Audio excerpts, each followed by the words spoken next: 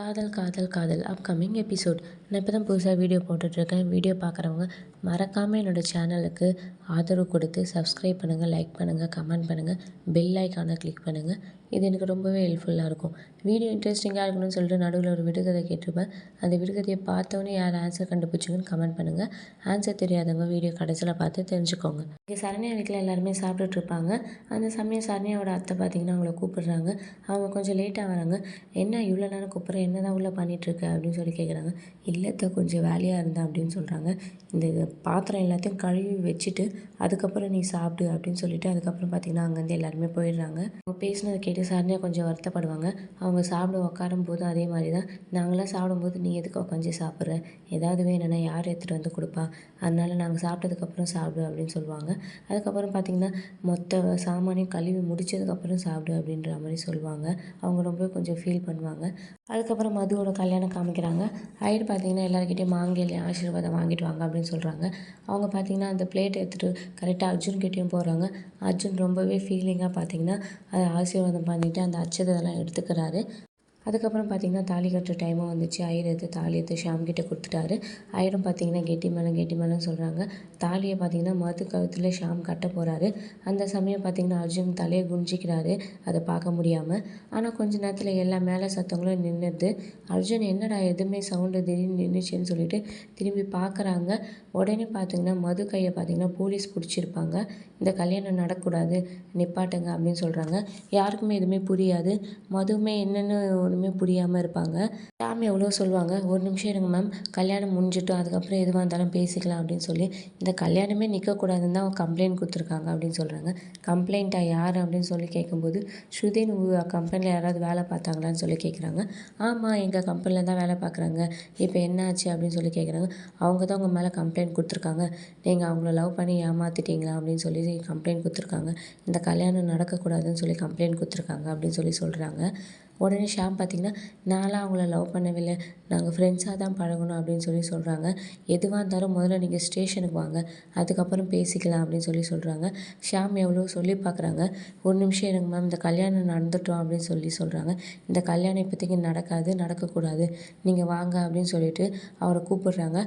உடனே ஷாம் பார்த்திங்கன்னா மதுக்கிட்ட, மது நீ எதை பற்றியும் யோசிக்காத, நான் இன்னசென்ட்டுன்னு உனக்கு கூடிய சீக்கிரம் நிரூபிப்பேன், இன்னசென்ட்டை நான் நிரூபிச்சுட்டு வருவேன், எனக்காக நீ எனக்காக நீ வெயிட் பண்ணு, எந்த தப்பான முடிவும் எடுக்காத அப்படின்னு சொல்லிட்டு மதுக்கிட்ட சொல்லிவிட்டு அதுக்கப்புறம் பார்த்திங்கன்னா போலீஸ் கூட போயிடுறாரு.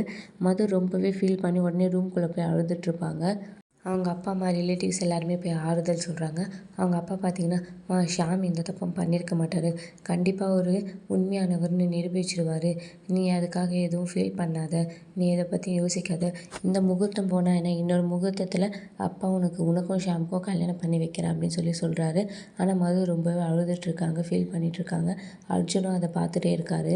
ஒரு பக்கம் சரண்யா பார்த்திங்கன்னா இன்னைக்கு மதுக்கு கல்யாணம் முடிஞ்சிருக்கும், என் பையன் எவ்வளோ ஃபீல் பண்ணி எவ்வளோ வருத்தப்பட்டுட்ருக்கானோ தெரியல அப்படின்னு சொல்லி அவங்க அர்ஜுனை நினச்சி வருத்தப்பட்டுட்ருக்காங்க. கொஞ்ச நேரத்தில் அர்ஜுன் பார்த்திங்கன்னா சரண்யாவுக்கு கால் பண்ணுறாங்க.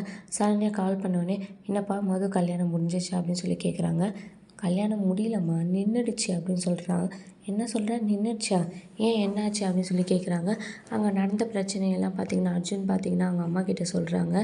ஐயோ, ஒரு பொண்ணுக்கு வேலை வரைக்கும் வந்து கல்யாணம் நின்னா எவ்வளோ கஷ்டம் தெரியுமா, அக்கம் பக்கம் இருக்கவங்களாம் உடனே எதையாவது பேச ஆரம்பிச்சிருவாங்க, அதனால நீ அவளை பார்த்து 4 வார்த்தை நல்ல விதமாக பேசு அப்படின்னு சொல்லி சொல்கிறாங்க. அர்ஜுனும் ஓகேம்மா, நான் பார்த்துக்கிறேன், நான் பேசுகிறேன் அப்படின்னு சொல்லி சொல்கிறாரு.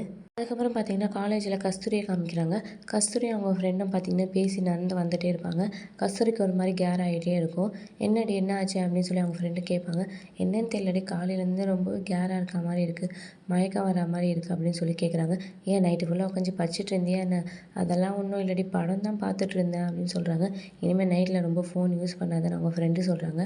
ஓகேடி அப்படின்னு சொல்லிவிட்டு அவங்க 2 பேரும் பேசிகிட்டே நடந்து போயிட்டே இருக்கும்போது பார்த்திங்கன்னா திடீர்னு கஸ்தூரி மயக்கம் போட்டு விழுந்துடுறாங்க. அதை பார்த்திங்கன்னா கார்த்திக்கும் அவங்க ஃப்ரெண்டும் பார்த்துட்டு எங்கே பாரு கஸ்தூரி மயங்கி விழுந்திருக்கா அப்படின்னு சொல்கிறாங்க. உடனே கார்த்திக் போய் கஸ்தூரி எவ்வளோ எழுப்ப ட்ரை பண்ணுறாரு, ஆனால் அவங்க எழுந்துக்க மாட்டேங்கிறாங்க. உடனே அவர் ஆட்டோ கால் பண்ணி ஹாஸ்பிட்டலில் கூட்டி போய் அட்மிட் பண்ணுறாரு. விடுகதை. வளைந்து நெளிஞ்சு ஆடும், தண்ணீர் குடித்தால் சாகும், அது என்ன? அதுக்கப்புறம் மதுவோட கல்யாணம் நின்னதுக்காக பார்த்தீங்கன்னா, அர்ஜுன் பார்த்தீங்கன்னா, அவங்க ஃப்ரெண்ட்ஸ்க்குலாம் பார்த்தீங்கன்னா பார்ட்டி குடுக்குறாரு. எல்லாருக்குமே பார்த்தீங்கன்னா, ட்ரிங்க்ஸ்லாம் வாங்கி குடுத்து ரொம்பவே சந்தோஷமா இருக்காரு. அவங்க ஃப்ரெண்ட்ஸ்லாம் "என்னடா மச்சான், நீ தான் ரொம்ப சந்தோஷமா இருக்க போல" அப்படின்னு சொல்றாங்க. "ஆமாடா, எனக்கு இன்னொரு சான்ஸ் கிடைச்சிருக்குல்ல" அப்படின்னு சொல்றாரு. இதுக்கப்புறம் மது எனக்கு தான் அப்படின்னு சொல்லிட்டு, "வாங்க என்ஜாய் பண்ணுவோம்னு" சொல்லிட்டு அங்க பாட்டுலாம் போடுறாங்க. எல்லாருமே சேர்ந்து ரொம்பவே டான்ஸ் ஆடி அந்த வீடியோலாம் எடுக்குறாங்க. "எவ்வளோ வேணாலும் குடிங்கடா, இன்னைக்கு என்னோட பார்ட்டி உங்களுக்கு" அப்படின்னு சொல்றாரு. அவங்க ஃப்ரெண்ட்ஸ்லாம் பார்த்தீங்கன்னா ரொம்ப என்ஜாய் பண்ணுறாங்க. அவருமே ரொம்பவே டான்ஸ்லாம் ஆடி ரொம்ப நேரமாக என்ஜாய் பண்ணிகிட்டே இருக்காங்க. அதுக்கப்புறம் பார்த்தீங்கன்னா கஸ்தூரியை காமிக்கிறாங்க. கஸ்தூரி ஹாஸ்பிட்டலில் அட்மிட் பண்ணி ட்ரிப்ஸ்லாம் எடுத்துகிட்டு இருப்பாங்க. கொஞ்ச நேரத்தில் அவங்களுக்கு மயக்கம் தெரியுது. அப்போது கார்த்திக் பார்த்தீங்கன்னா, "இப்போ எப்படி இருக்கு கஸ்தூரி?" அப்படின்னு சொல்கிறாங்க. "பரவாயில்ல சீனியர், எனக்கு கொஞ்சம் பரவாயில்ல மாதிரி தான் இருக்குது" அப்படின்னு சொல்கிறாங்க. "சரி, உங்கள் வீட்டில் இருக்கவங்களுக்கு கால் பண்ணி சொல்லணுமான்னு" கேட்குறாரு. "ஐயோ, அதெல்லாம் வேணாம் சீனியர், சொன்னால் அவங்க உடனே கிளம்பி வந்துடுவாங்க, அவங்களுக்கு எதுக்கு அலைச்சல்" அப்படின்னு சொல்கிறாங்க. "இருந்தாலும் சொல்லணும்லன்னு" சொல்கிறாங்க. "இல்லை வேணாம் சீனியர், அதான் நீங்கள் இருக்கீங்களே என்னை பார்த்துக்க" அப்படின்னு சொல்கிறாங்க. "இருந்தாலும் அவங்கக்கிட்ட சொல்லணும்ல கஸ்தூரி" அப்படின்னு சொல்கிறாங்க. "இல்லை வேணாம் சீனியர், சொல்ல வேணாம் சீனியர்" அப்படின்னு சொல்கிறாங்க. அதுக்கப்புறம் பார்த்தீங்கன்னா, "எனக்கு ஒரு மாதிரி கேராக இருக்க மாதிரி இருக்குது, ஏதாவது ஜூஸ் குடிக்கணும் போல இருக்குது" அப்படின்னு சொல்கிறாங்க. அதுக்கப்புறம் கார்த்திக் பார்த்தீங்கன்னா போய் ஜூஸ்லாம் வாங்கிட்டு வந்து கொடுக்குறாரு. அவங்களும் குடிக்கிறாங்க. குடிச்ச கொஞ்ச நேரத்தில் பார்த்தீங்கன்னா அவங்களுக்கு ஒரு மாதிரி கொமட்டிட்டு வாமிட் வருது. உடனே கார்த்திக் பார்த்தீங்கன்னா, இருன்னு சொல்லிட்டு பார்த்தீங்கன்னா அங்கே இருக்க ஒரு பவுல் எடுத்து பார்த்தீங்கன்னா அவங்க வாமிட் எடுக்கிறாங்க. அதை பிடிக்கிறாங்க. கஸ்தூரிக்கு ஒரு மாதிரி ஆகிடுது. "அதெல்லாம் ஒன்றும் இல்லை, பரவாயில்ல, நீ எடு" அப்படின்னு சொல்லிட்டு அவங்க எடுத்ததுக்கப்புறம் அதை எடுத்துகிட்டு போய் கொட்டிட்டு வாஷ் பண்ணுறாரு. அதுக்கப்புறம் அவங்க பார்த்தீங்கன்னா, "சாரி சீனியர்" அப்படின்னு சொல்கிறாங்க. "எதுக்கு?" "இல்லை சீனியர், வாமிட் எடுத்துட்டல அதுக்கு தான்" அப்படின்னு சொல்கிறாங்க. "அதில் என்ன இருக்குது? இதுக்கெல்லாமா யாருன்னா சாரி சொல்லுவாங்க? அதெல்லாம் ஒன்றும் இல்லை, நீ ரெஸ்ட் எடு, நீ நல்லா தூங்கு" அப்படின்னு சொல்கிறாங்க. "சரி ஓகே சீனியர், சரி நீங்கள் கிளம்புங்க, நான் பார்த்துக்கிறேன்" அப்படின்னு சொல்கிறாங்க.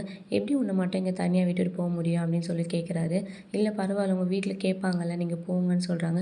"இல்லை, நான் எங்கள் அம்மா கிட்ட சொல்லிட்டேன், இந்த மாதிரி ஃப்ரெண்டுக்கு உடம்பு சரியில்லை, நான் கூட இருக்கேன் அப்படின்னு சொல்லிட்டு, அதனால் அதெல்லாம் பிரச்சனை இல்லை, நீ எதை பற்றியும் யோசிக்காமல் நீ கொஞ்ச நேரம் நல்லா ரெஸ்ட் எடு" அப்படின்னு சொல்கிறாரு.